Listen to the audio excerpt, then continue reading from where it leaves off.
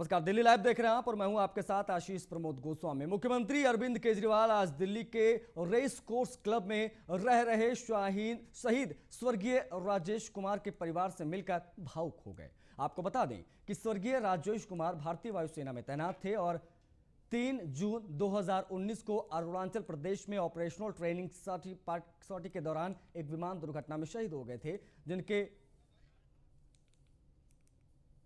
परिजनों को सांत्वना देते हुए आज सीएम खुद पहुंचे। इस दौरान शोक संतप्त परिवार के सदस्य अपने बीच मुख्यमंत्री केजरीवाल को पाकर अपने आंसू रोक नहीं सके। मुख्यमंत्री अरविंद केजरीवाल ने कहा कि स्वर्गीय राजेश कुमार भारतीय वायुसेना में कार्यरत थे और देश की सेवा करते हुए एक विमान दुर्घटना में शहीद हो गए। आज उनके परिवार से मिला और 1 करोड़ रुपए की सम्मान राशि का चेक सौंपा।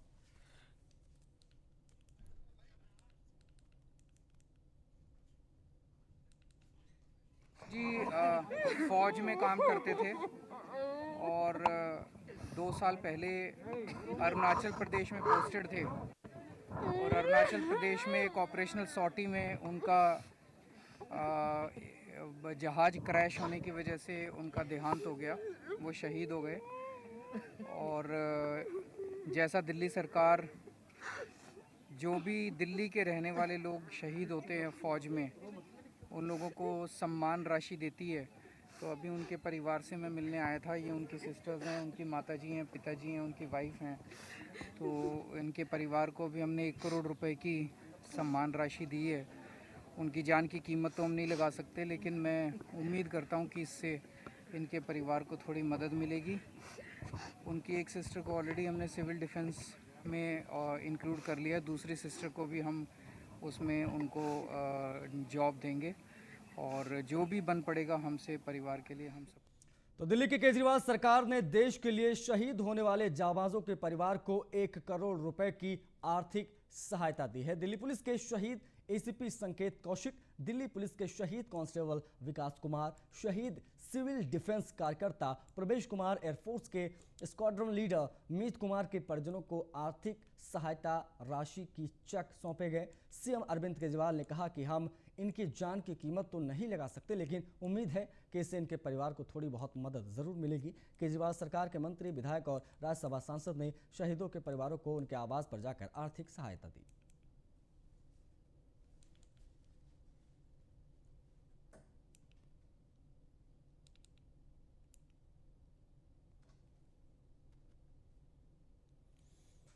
नई दिल्ली सांसद और केंद्रीय मंत्री मीनाक्षी लेखी ने आज अपने संसदीय क्षेत्र करोल बाग में आम जनता के लिए खुले जिम का उद्घाटन किया। इस दौरान उन्होंने कहा कि जिस तरह से लोग कोरोना काल में अपने घरों में कैद थे, लोगों के स्वास्थ्य को देखते हुए बुजुर्ग महिलाएं और बच्चों के लिए हमने इस ओपन जिम का उद्घाटन किया है। अब लोग अपने शरीर को मेंटेन रख सकते हैं। बीजेपी से नई दिल्ली सांसद मीनाक्षी लेखी, केंद्रीय मंत्री आज अपने इलाके के करोल बाग WA में उद्घाटन जिम का करने आई। मैडम, आज आप यहाँ पर जिम का उद्घाटन किया, इससे क्या फायदे मिलेंगे लोगों को? सबका स्वास्थ्य अच्छा रहेगा और बिना खर्चे के सब लोग एक्सरसाइज कर सकते हैं। जिम में जाके पैसा देने की ज़रूरत नहीं है और अपने समय अनुसार आ सकते हैं। और इलाके में जब चहल पहल रहती है तो सुरक्षा भी बनी रहती है, तो अधिक से अधिक लोग, ख़ास तौर पे बुज़ुर्ग लोग और महिलाएं आके इस सब चीज़ों का इस्तेमाल करें। तो जिसको किसी को कंधे का दर्द है, आर्थराइटिस शुरू हो गया है और तमाम प्रॉब्लम्स हैं, तो उनका ये इलाज है। देखा गया है कोरोना काल में करीबन 1.5-2 साल होने जा रहे हैं, लोग अपने घरों में थे, तो आज उसको देखते हुए आपने जी ये हमारा पुराना प्रोजेक्ट है, जिसमें बारी बारी क्षेत्र में जैसे जैसे डिमांड आती है हम ये प्रावधान करवाते हैं। पर पिछले 2 साल में चीज़ें बंद भी रहीं और हमारे पास जो फाइनेंशियल MP लैड था वो भी नहीं था, मगर जो भी पिछले पैसे जो लगाए थे उसके एवज में जो चीज़ें बनी है, उसमें क्षेत्र में आके लोगों की समस्याओं का भी अंदाज़ा हो जाता है, प्रॉब्लम्स भी पता चल जाती हैं और जहाँ जहाँ मदद की जा सकती है वो मदद करने का भी मौका मिलता है। और इलाके में आपके लोग क्या क्या काम कर रहे हैं, कैसे कैसे कर रहे हैं, वो भी अंदाज़ा हो जाए। मीनाक्षी लेखी केंद्रीय मंत्री का साफ तौर कहना कि जो आपका ओपन जिम का उद्घाटन किया है, इससे यहाँ के जो लोकल लोग हैं, चाहे बुजुर्ग हो चाहे बच्चे हो, सभी को इससे काफ़ी फायदा मिलेगा। Gautam Tiwari, news on India, Delhi.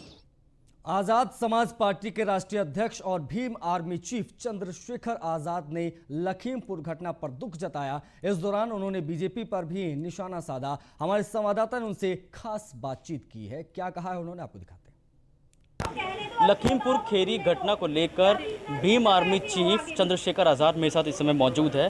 Sir, पहला सवाल करेंगे, जो घटना घटित हुई है और ये शर्मसार उत्तर प्रदेश देश हुआ किसके राज में? भारतीय जनता पार्टी के राज में। मैं ये समझता हूँ कि अगर जरा सी भी शर्म इस शर्मसार घटना के बाद मुख्यमंत्री में होती तो वो इस्तीफा दे देते, या फिर वो जाते किसानों के परिवारों के सामने और वो खुद कहते कि आरोपी को मैं गिरफ्तार कराऊंगा। प्रधानमंत्री किसानों की शहादतों का मजाक बना रहे हैं। इस जंगल राज का अंत उत्तर प्रदेश की जनता चाहती और हम ये चाहते हैं कि न्याय। आज तो नई खबर आ गई है कि जो पीड़ित किसान हैं, जो जिंदगी और मौत के बीच लड़ रहे हैं अस्पतालों में, उनके ऊपर मुकदमे कर दिए गए। जनता किसके पास जाए? किसान किससे बात करें? कानून किसने बनाया है? कानून कौन हटाएगा? न्याय कौन दिलाएगा? सब लोग तो अपराधियों के फेवर में खड़े होंगे। इसलिए हम लोग लड़ रहे हैं। इसलिए आज हम यहाँ हैं, आपसे बात कर रहे हैं कि ये तानाशाही रुकनी चाहिए। वास्तविक लोकतंत्र जिसमें आज़ादी हो लोगों को, वो लागू होना चाहिए। उत्तर प्रदेश में तो नहीं। 7 दिन का वक्त मांगा आपने, बोला 7 दिन के भीतर मांगा नहीं, दिया है। इस देश के शासक को, प्रधानमंत्री जी को दिया है कि 7 दिन में आरोपी को गिरफ्तार कराओ, वरना आपके आवास का घेराव करेंगे। क्योंकि जब देश का किसान चीखेगा, चिल्लाएगा, जब जिस देश का किसान मर रहा होगा, जिस देश का किसान जो है सुसाइड कर रहा होगा, जिस देश का किसान के घर में मातम होगा, उस देश का प्रधानमंत्री चैन से नहीं सोने देंगे उनको हम। यूपी चुनाव किस तरह से देख रहे हैं आप? क्योंकि 2022 में यूपी चुनाव है और उसको लेकर सियासत भी मैं न्यूज़ 1 इंडिया के ऑफिस में आके इस विषय में बात करूंगा। आज तो मैं तकलीफ में हूं क्योंकि इस देश के अन्नदाता का कत्ल हुआ है और आज लड़ाई उनके लिए। तो मैं आऊंगा आपके ऑफिस में और वहां चुनाव में भी समय, वहां आराम से बैठ के बात। आखिरी सवाल और सर, दिल्ली से आपकी पार्टी पूरी उतर चुकी है, 272 वार्डों पर चुनाव लड़ेगी। क्या देखते उसको? आम आदमी पार्टी भी एक तरफ, बीजेपी भी है, बीजेपी सत्ताधारी।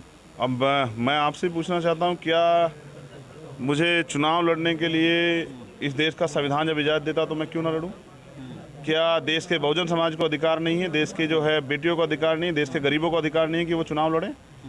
तो सारे दल हैं, लेकिन अगर उन दलों ने हमारे लिए कुछ किया होता तो आज हमारे लोगों की हालात यहाँ क्यों होती है? तो देश के गरीब, शोषित, पीड़ित की आवाज़ उठाने के लिए आज़ाद समाज पार्टी मैदान में है। दिल्ली की आजादपुर सब्जी मंडी का दौरा करने पहुंचे भारतीय किसान यूनियन भानु के राष्ट्रीय अध्यक्ष ठाकुर भानु प्रताप सिंह ने लखीमपुर घटना को लेकर कांग्रेस और राकेश टिकैत पर जमकर हमला बोला। हमारे संवाददाता ने उनसे खास बातचीत की है, सुनिए। चिंता का विषय तो 26 जनवरी से ही देख लिया था कि Rakesh Tikait and company Ghazipur border और सिंधु बॉर्डर के लोग मिलकर देश में अव्यवस्था करना चाहते थे, देश में अशांति करना चाहते थे। उसमें मेन भूमिका हारी हुई कांग्रेस पार्टी की है। कांग्रेस पार्टी ने फंडिंग इसीलिए दिया था कि इस देश के किसानों को बेवकूफ़ बनाकर इनको अशांति करवाओ, इनको देश में दंगा फैलवाओ, इनको गलत काम करवाओ। तो क्या ये माने जो सिंधु बॉर्डर और गाजी बॉर्डर पे जो किसान बैठे हुए हैं वो कहीं ना कहीं फंडिंग लेकर बैठे हुए हैं और ये गलत है? कांग्रेस की फंडिंग से चल रहे हैं वो। मैं कभी झूठ नहीं बोलता, 100% सत्य है। मैं ये कह रहा हूँ CBI से जांच करवा ली जाए, जितनी जांच एजेंसी हैं उनसे जांच करवा ली जाए। कांग्रेस की भी फंडिंग से चल रहे हैं और कांग्रेस के इशारे पे विदेश से भी फंडिंग हो रही है। लखीमपुर कांड के माने तो उसको लेकर आपका क्या कहना? अरे लखीमपुर कांड ये है कि जगह जगह इनके जो राकेश टिकैत एंड गैंग की, राकेश टिकैत की एक गैंग है आतंकवादियों की, जो आतंक फैला रही हैं देश में, प्रदेश में। उसने 5 सितंबर में कहा था कि मैं योगी को भगा दूंगा, मैं मोदी को भगा दूंगा। आतंकवादी नहीं तो कैसे भगा देगा? किसान भगाएगा? नहीं। ये है बात कि उनके लखीमपुर में भी कुछ आदमी हैं। हम थे लखनऊ में 2-3 दिन पहले, तो 3 तारीख को माननीय उप मुख्यमंत्री केशव प्रसाद मौर्य को जाना था लखीमपुर, प्रोग्राम लगा था उनका। जब उनका हेलीकॉप्टर उतरा, वहाँ 1500 लोग काले झंडे दिखा रहे थे। वो कौन थे? वो इनके गैंग के लोग थे, काले झंडे दिखाने की क्या जरूरत थी?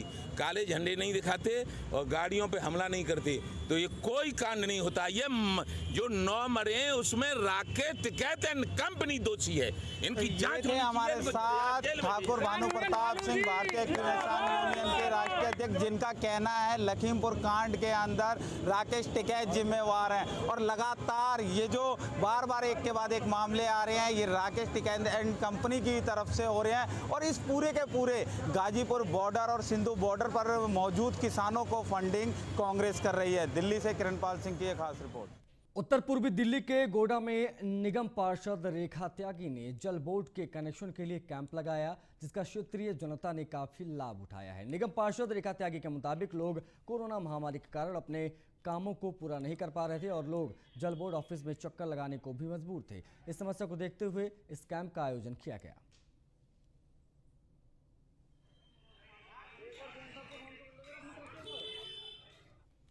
उधर दिल्ली में लव कुश रामलीला कमेटी द्वारा रामलीला का मंचन किया जा रहा, लेकिन रामलीला मंचन के दौरान दर्शकों की कुर्सियां खाली पड़ी है। रामलीला कमेटी की ओर से अपील की जा रही कि लोग घर में रहकर ही रामलीला का आनंद लें। आपको बता दें कि कोरोना महामारी के चलते पिछली बार रामलीला के आयोजन की अनुमति नहीं मिल पाई थी और इस बार भी रामलीला के मंचन को लेकर काफी असमंजस बना रहा। आखिरकार रामलीला के मंचन की इजाजत प्रशासन ने दी।